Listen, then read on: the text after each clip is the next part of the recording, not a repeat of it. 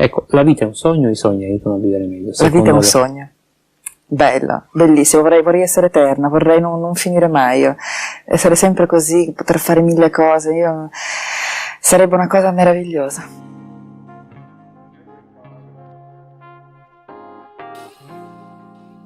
Bentornati in soffitta. La puntata di oggi è dedicata a una delle più famose star a luci rosse di tutti i tempi, seconda per fama solo a Cicciolina, Ilona Staller, che a cavallo fra gli anni 80 e 90 divenne personaggio glamour e di tendenza.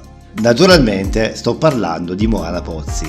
Una donna, una leggenda, inutile nasconderlo. Moana Pozzi, la pornostar più famosa di tutti i tempi, è diventata, grazie alla sua classe e alla sua indubbia intelligenza, non solo un'icona dell'erotismo, ma anche una donna da ammirare per il suo coraggio e la sua spregiudicatezza. Tanto da farne, paradossalmente, quasi il simbolo di un nuovo modello di femminismo. Questione di punti di vista, naturalmente. Moana Pozzi! Oggi esploriamo la vita di questa bellissima e tragica attrice, scomparsa nel 1994 alla giovane età di 33 anni e, ancora oggi, che Moana ne avrebbe avuti 62, la sua morte resta avvolta nel mistero. Come si immagina a 50 anni? Forse a 50 anni mi immagino ancora, non lo so, una donna piacente. Mi darò da fare per continuare a esserlo, dopo non mi immagino più. Se ti sei perso la puntata del podcast, non disperare, la puoi recuperare nella playlist dedicata. Ti lascio il link nella descrizione del video. Se non sei ancora iscritto alla soffitta, iscriviti per rimanere sempre sintonizzato sui miei contenuti, perché, mi pare proprio il caso di dirlo, ne vedremo delle belle, bellissime, come la nostra Moana Pozzi. Oh, intanto è proprio carina da vicino, dico la verità, due occhi celesti, pare un angelo. Posso vederla meglio? Dio! Misteriosa e carnale fin dal nome, Moana è il nome di un'isola delle Hawaii e in dialetto polinesiano significa il posto dove il mare è più profondo, ma c'è addirittura anche chi si è rovellato sull'origine del suo nome, arrivando a ipotizzare che fosse una traslitterazione dall'inglese to moan, che significa gemere. Un nome, a ogni modo, su cui molti hanno ricamato leggende intorno alla diversità congenita della bionda attrice, sul suo irrimediabile destino di emarginata. Per quanto famosa, una pornostar non è mai realmente accettata dai benpensanti. Non so se una se una ragazza che fa il mio lavoro venga considerata una prostituta o no, questo non lo so, non mi interessa. Alcuni mi hanno definito prostituta pubblica, queste cose qui. Invece, la vita di Moana, a dispetto delle apparenze, è sempre stata quanto mai lineare e serena. Perfino la morte improvvisa e prematura non ne fa un'eroina, ma la trasforma in un'icona da venerare con malinconia e rispetto. Moana è nata a Genova il 27 aprile del 1961. È cresciuta in una famiglia genovese cattolicissima, figlia di un ingegnere nucleare e di una casalinga che affidarono la sua istruzione, pensate un po', a un istituto religioso gestito da suore. Dopo aver frequentato il liceo scientifico e il conservatorio per 6 anni, specializzandosi in chitarra classica, a 18 anni, già bellissima, cerca l'indipendenza e la ribellione di cui ha bisogno. Partecipa a Miss Italia, ma trova l'esperienza noiosa e inutile e così decide di posare nuda per pittori e fotografi. Il trasferimento a Roma avviene rapidamente ed è lì che Moana entra negli ambienti del cinema facendosi conoscere prima con il suo nome, ovvero Anna Maria Pozzi, e poi semplicemente come Moana Pozzi. I genitori rimangono traumatizzati quando scoprono che la figlia gira pellicole erotiche. La loro reazione iniziale è drastica e arrivano perfino a rompere qualsiasi rapporto con lei per un anno. Io penso che ognuno debba vivere la sua vita e quindi non mi sono sentita di sacrificare la mia per i miei genitori. Ho sperato che avrebbero accettato prima o poi, come è successo, perché quando ci si ama in una famiglia non è che ci si chiudono le porte in faccia così semplicemente perché uno decide di fare un lavoro un po' folle, un po' bizzarro come quello che ho deciso di fare io. Fortunatamente però, passato il periodo di shock, la frattura si ricompone e anzi padre e madre si prodigheranno quando si presenterà la necessità in aiuti, supporti morali e materiali. Anche se la scelta di Moana non sarà mai da loro del tutto accettata, vani in particolare i continui tentativi del padre di farle studiare teatro.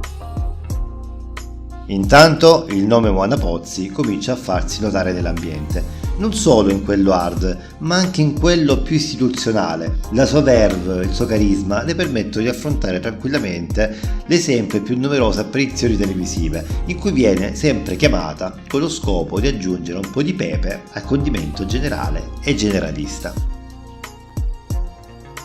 Nel 1981 lavora a Rai 2 per la trasmissione per ragazzi Tit-Tap 2, mentre un paio di anni dopo ottiene qualche comparsata in film, diciamo tra virgolette, normali. È la ragazza che esce nuda dalla vasca di Manuel Fantoni in Borotalco di Carlo Verdone. Appare addirittura in Ginger e Fred del 1985 di Federico Fellini. Nel 1985 fa una comparsata in Ginger e Fred di Fellini. Olivo, non c'è nessun treno, ma domani mattina fateci un pensierino.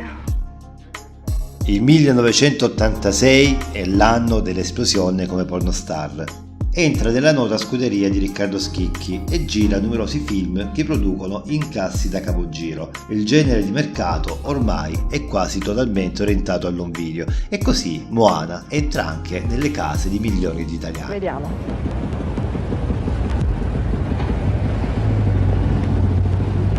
Moana Pozzi.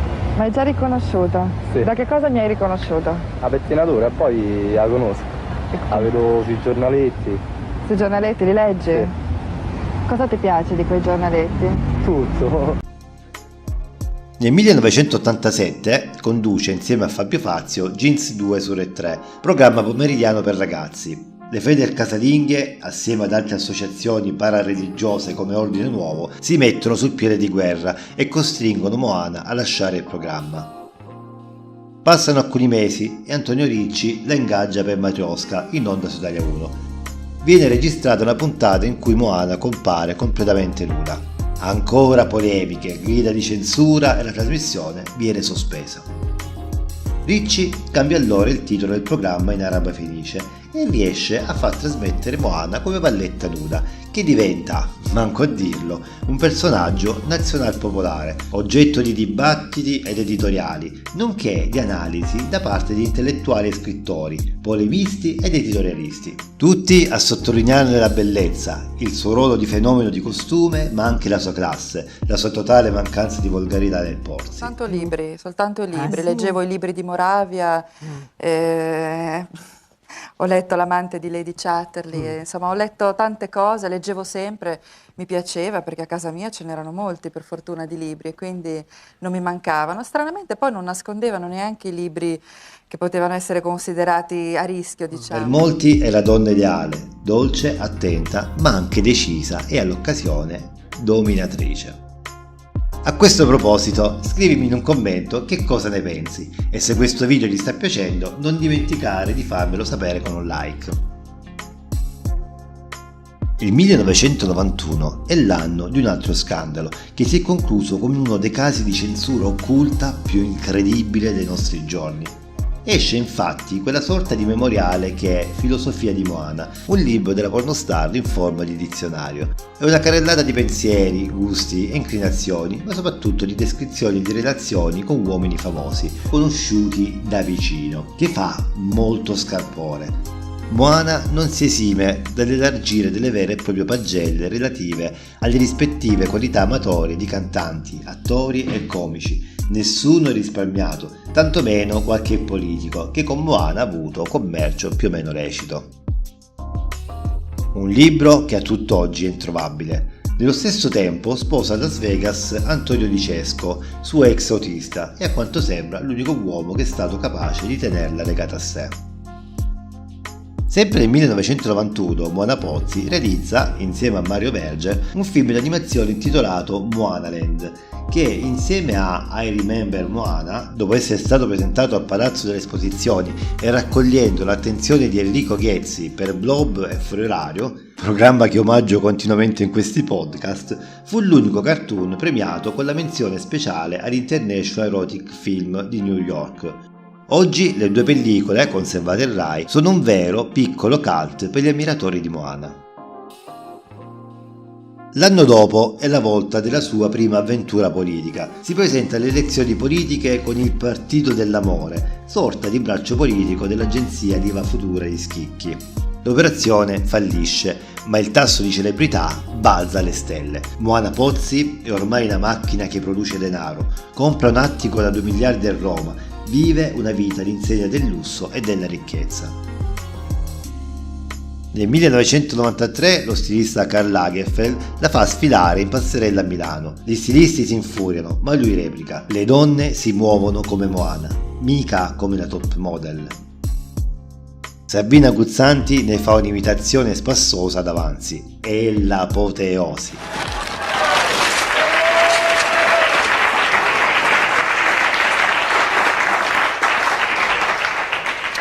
Vado al bar io un attimo. Vado a bere un mirto, poi torno. Moana. Ok. Ecco. Non c'è bisogno che vai al bar per toccarti, lo puoi fare sotto al tavolino, ce l'hai messo apposta. Ed eccoci giunti al 1994. Dopo mesi di assoluto silenzio, il 17 settembre in Italia arriva la notizia sconvolgente. Moana è morta il 15 in una clinica di Lione per un tumore al fegato che l'ha consumata in meno di un mese. I funerali si svolgono in forma riservatissima e ciò scaturisce le ipotesi più svariate e fantastiche, come quella secondo cui Moana sarebbe ancora viva e vivrebbe in India. Di certo c'è solo la battaglia legale tra i genitori e il marito per l'eredità miliardaria. Spunta un testamento senza firma, quindi non valido. L'appartamento dell'Olgiata viene svaligiato da ignoti e rimane ancora disabitato. I fan non la dimenticano. I suoi video continuano a essere tra i più venduti e sui muri di Roma compaiono scritte e graffiti in sua memoria. Finita la storia, inizia la leggenda di Moana, la donna che ha sdoganato il porno. A 10 anni dalla sua scomparsa, del 2004, è uscito il libro illustrato Moana di Marco Giusti, un volume diario che ripercorre con immagini, documenti e dichiarazioni la vita di questo personaggio scandaloso e contraddittorio.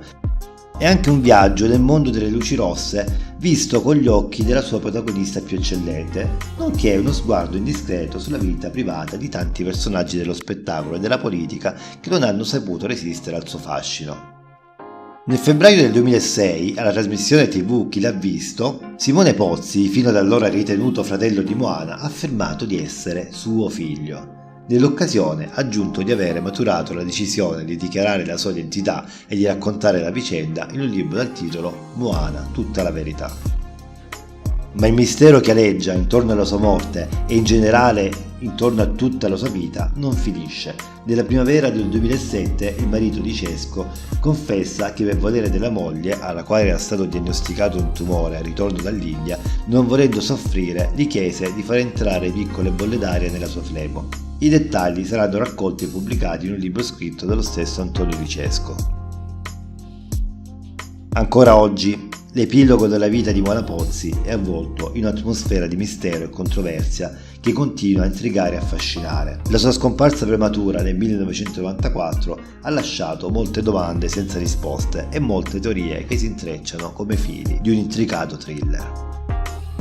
Alcuni sostengono che Moana sia morta per cause diverse da quelle ufficialmente dichiarate, come l'epatite cronica o addirittura l'AIDS.